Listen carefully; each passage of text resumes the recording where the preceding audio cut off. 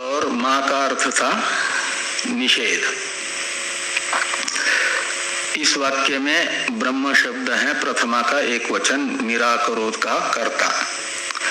मां निराकरोध का कर्ता के रूप में ब्रह्म शब्द का अर्थ लेना। और कर्तृवाच्य में कर्ता का वाचक जो शब्द होता है उसमें प्रथमा का एक वचन होता है, प्रथमा होती है ना, तो यहाँ प्रथमा का एक वचन है ब्रह्म। और दो मां शब्द हैं, मां मां ब्रह्म निराकरोध। तो एक मां शब्द है अन्वादेश में माम के स्थान पर हुआ मां आदेश। द्वितीय के स्थान पर मां आदेश होता है ना, द्वितीय के एक वचन के स्थान पर वो हुआ है। तो इसलिए एक मां का तो अर्थ निकलेगा माम, वो हो जाएगा अनिराकरण का कर्म और कर्ता हो जाएगा ब्रह्म। और एक दो मां में से एक मां का तो अर्थ निकलेगा माम और दूसरे मां का अर्थ निकलेगा न, यानी निषेध, जो पहले वाक्य में मां का अर्थ था।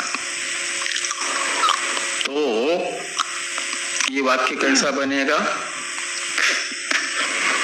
ये वाक्य बनेगा ब्रह्म मां निराकरोध। तो पहले मां का अर्थ कर लो माम, तो ब्रह्म माम यानी मुझे अपने से अलग न करे, ब्रह्म मेरा निराकरण न करे। ये ब्रह्म मां निराकरोध का अर्थ निकलेगा। ठीक,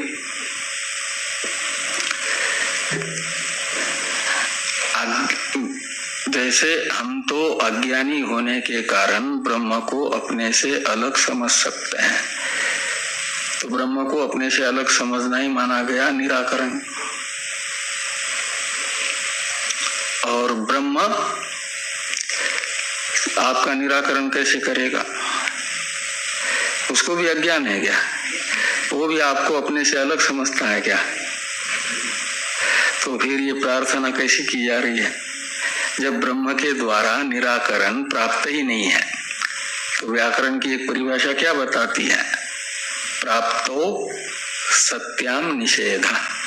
निषेध सार्थक कहाँ होता है? जहां प्राप्ति हो।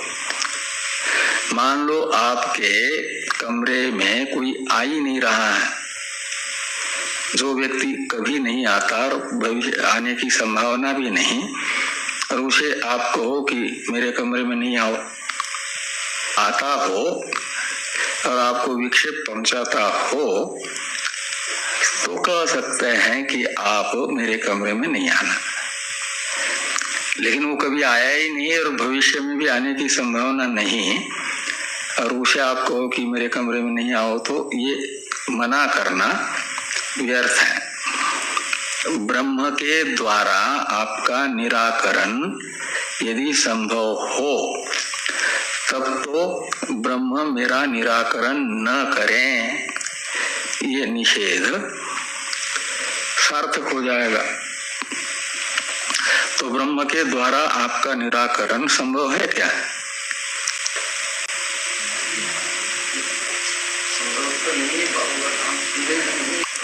लगाओ ना। तो ब्रह्म मेरी अहम वृत्ति में अभिव्यक्त हो जाए, अभिव्यक्ति में किसी प्रकार से वो न विलंब करे, न अहम वृत्ति में अभिव्यक्त नहीं होऊंगा, ऐसा हो जाए। इसलिए भगवान ने गीता में कहा है कि तेषाम एव अनुकंपार्थम अहम अज्ञानजम तमः नाशयामि आत्मभावस्थो, उनके आत्मभावस्थ हो जाता हूं। मतलब उनकी अहम वृत्ति में अभिव्यक्त हो जाता हूँ। लेकिन किनके? तो तेषाम एव अनुकंपार्थम। तो तेषाम शब्द से लिया गया जो साधक, जो जिज्ञासु लगा हुआ है, किसके लिए? परमात्मा को अपनी अहम वृत्ति का आलम्बन बनाने के लिए साधना में लगा हुआ है, निधिध्यासन कर रहा है, श्रवण कर रहा है, मनन कर रहा है। श्रवण मनन तो यही है ना, ये मालूम है? नहीं। प्रमाण तंत्र और वस्तु तंत्र का मतलब? तो प्रमाण तंत्र यानी प्रमाण के अधीन ज्ञान होता है, और वस्तु तंत्र, वस्तु कहते हैं विषय को, तत्व को। तो प्रमेय, तो प्रमेय के अधीन ज्ञान होता है। प्रमाण तथा प्रमेय के अधीन ज्ञान होता है, पुरुष प्रयत्न के अधीन नहीं होता। जो पुरुष प्रयत्नाधीन होगा उसे कहा जाता है अनुष्ठेय। तो ज्ञान तो अनुष्ठेय नहीं है ना। उपासना आदि निधिध्यासन अनुष्ठेय हो सकता है, इसलिए कि आप तो प्रयत्न पूर्वक अहम ब्रह्मास्मि ऐसा चिंतन करते हो, वो मानस व्यापार है। उसे ज्ञान का अंतरंग साधन तो कह सकते, लेकिन ज्ञान नहीं कह सकते निधिध्यासन। निधिध्यासन में और ज्ञान में यही है। परिपक्व निधिध्यासन के समय भी क्या होता है कि जैसा जैसा आपका निधिध्यासन परिपक्व होता जाता है तो आपकी अहम वृत्ति का आलम्बन ब्रह्म बनता है, बन रहा है। और लेकिन वह अहम वृत्ति ज्ञान नहीं कहलाएगी, ब्रह्म को विषय बनाने वाली, वो निधिध्यासन है, क्योंकि आपके प्रयत्न से बनी है। और ज्ञान उस निधिध्यासन से क्या होता है? विपर्य दूर होता है, विपरीत भावना निवृत्त होती है, वो प्रतिबंधक होती है ज्ञान में। और उस मनन निधिध्यासन, श्रवण मनन निधिध्यासन से प्रतिबंधक दोषों के निवृत्त होने के बाद शुद्ध चित्त में तत्वमशादि प्रमाण से अहम ब्रह्मास्मि ऐसी एक वृत्ति उत्पन्न होगी। एक आपके प्रयत्न से निधिध्यासन के समय हो रही थी अहम ब्रह्मास्मि वृत्ति, वो निधिध्यासन का ज्ञान का अंतरंग साधन कहला रहा था, ज्ञान नहीं। और तत्वमसि वाक्य श्रवण किया और अहम ब्रह्मास्मि वृत्ति बनी। उस वृत्ति को बनाने के लिए कोई प्रयत्न आपने नहीं किया, श्रवण मात्र से ज्ञान हुआ। तत्वमशादि वाक्यार्थ का ये हुआ। तत्वमसि वाक्य रूप प्रमाण उसके अधीन अहम यानी उससे उत्पन्न हुई जो अहम ब्रह्मास्मि वृत्ति हो गया। ब्रह्मात्म एकत्व वस्तु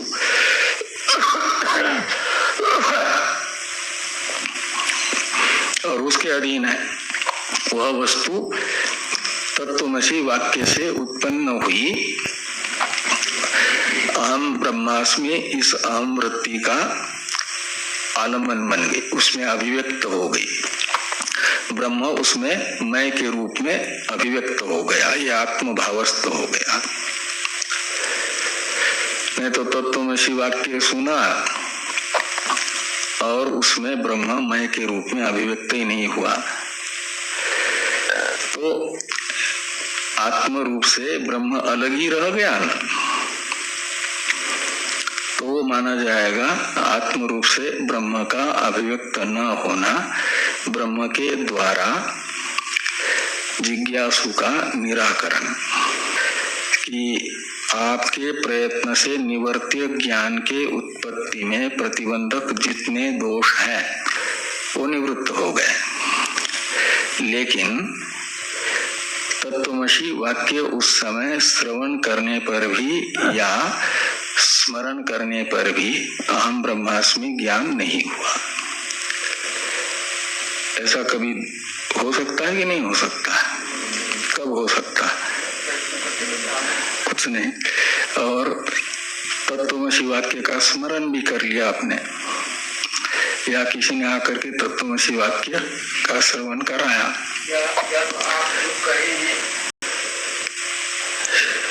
वामदेव ऋषि का नाम सुना है? तो वामदेव ऋषि की पूर्व जन्म में ही साधना पूर्ण हो गई थी, श्रवण मनन निधिध्यासन, यानी अपने प्रयत्न से निवर्त्य जितने दोष हैं वो सब निवृत्त कर चुके थे। लेकिन भावी प्रतिबंध उपस्थित था, इसलिए उनको तत्वमसी वाक्य का स्मरण होने पर भी अहम ब्रह्मास्मि बोध नहीं हुआ उस जन्म में, पूर्व जन्म में। वो भावी प्रतिबंध क्या था? वो प्रारब्ध ही। कई व्यक्ति का प्रारब्ध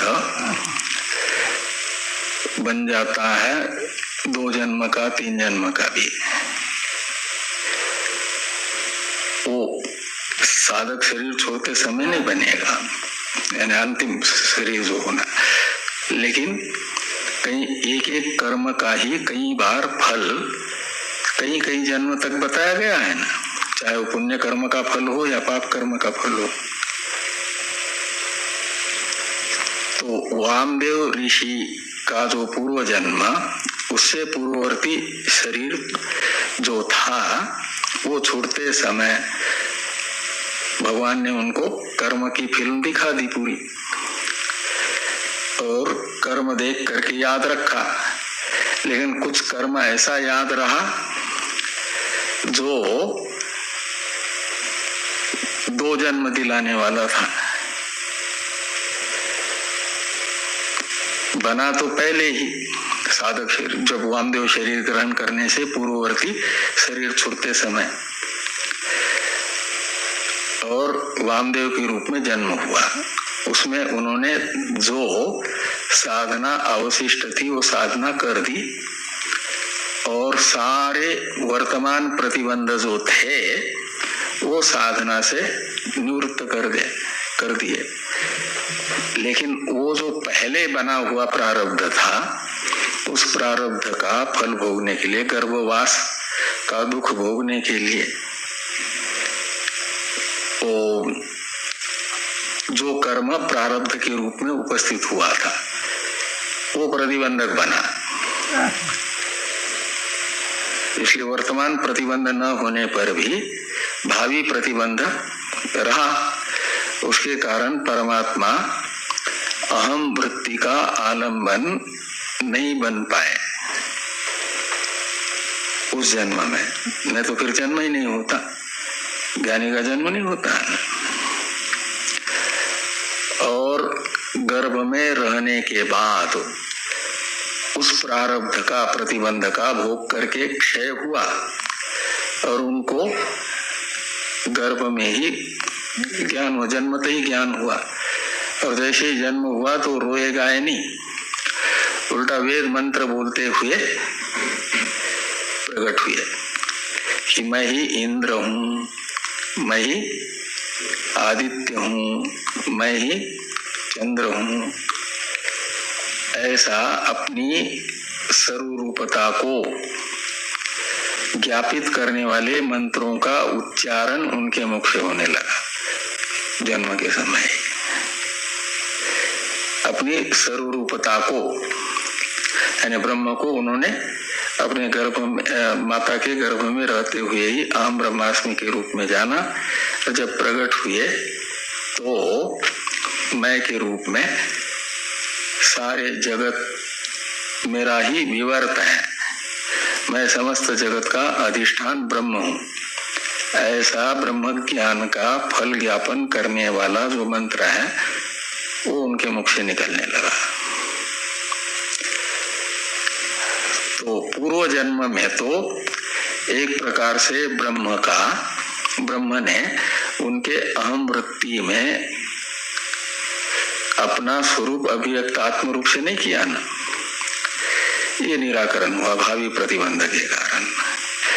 ऐसा कहीं भावी हो तो आप तो समर्थ हैं, इसलिए क्या करें कि ब्रह्म मेरा निराकरण मत करो।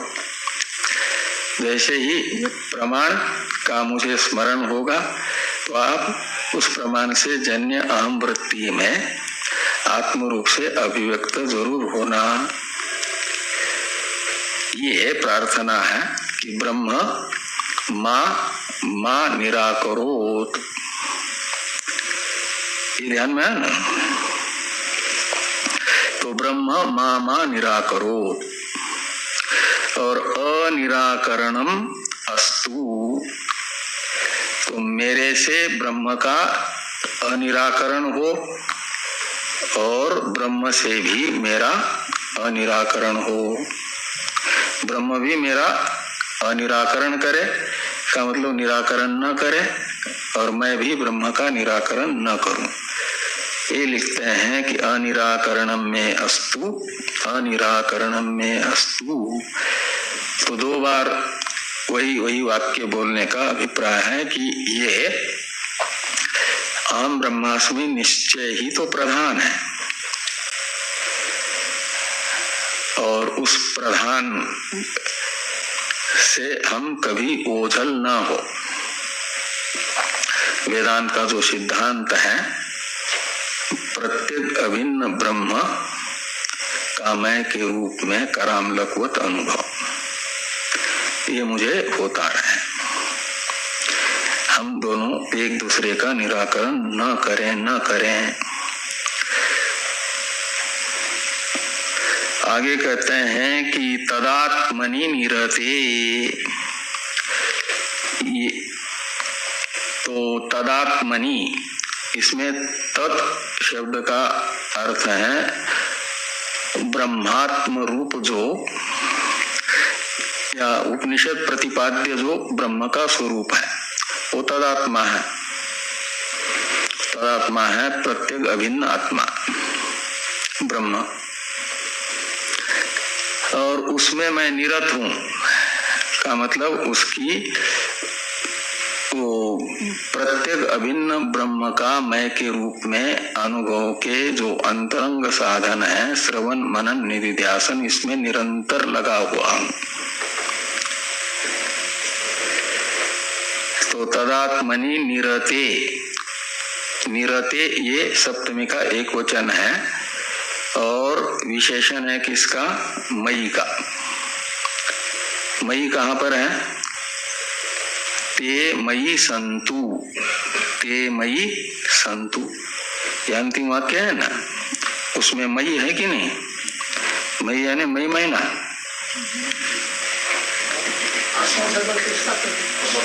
अस्मत् का सप्तमी का एक वचन मई है और उसका विशेषण है तदात्मनि निरते मई का मतलब उपनिषद प्रतिपाद्य प्रत्येक अभिन्न ब्रह्म के अनुभव के अंतरंग साधन श्रवण मनन निधिध्यासन में निरंतर समर्पित जो मैं हूं, उस मेरे में ते संतु, ते संतु, इसमें ते ये शब्द सर्वनाम है और परामर्शक है इसका। ये उपनिषद सुधर्मा, इसमें ये यत शब्द जिसको बता रहा है उसका, तो यत शब्द किसको बता रहा है? उपनिषद प्रतिपाद्य धर्मों को। तो उपनिषद सु ये धर्मा ते मई संतु, ऐसा अन्वय करिए। तदात्मनि निरते मई ते धर्मा संतु, ये उपनिषत्सु धर्मा ते मयि संतु। तो उपनिषदों में जो धर्म बताए गए हैं, ब्रह्म आत्म रूप से अभिव्यक्त किस में होता है?